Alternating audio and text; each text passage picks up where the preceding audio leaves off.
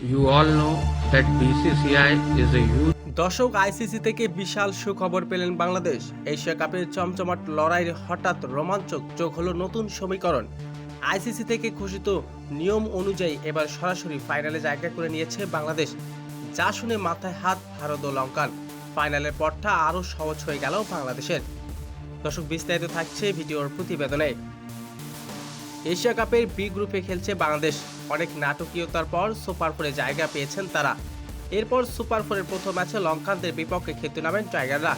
শেষ ওভারে অনেক নাটকীয়তার পর লঙ্কানদের কাঁদিয়ে জয় তুলে নেন বাংলাদেশ।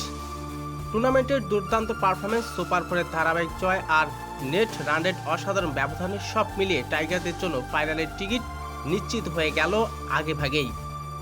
অন্যদিকে লঙ্কানদের জন্য খবরটা রীতিমতো মাথায় হাত দেওয়ার মতো। নতুন সমীকরণে তাদের ফাইনালে উঠতে হলে এখন নির্ভর করতে হবে অন্য দলের ফলাফলের উপর। তবে এই গ্রুপের প্রতিপক্ষের মুখোমুখি হবে বাংলাদেশ। এই গ্রুপে রয়েছেন ভারত ও পাকিস্তান। যে কোনো একটি দলকে হারাতে পারলেই ফাইনাল নিশ্চিত টাইগারদের। বাংলাদেশের সমর্থকদের জন্য এটি নিঃসন্দেহে বিশাল প্রাপ্তি।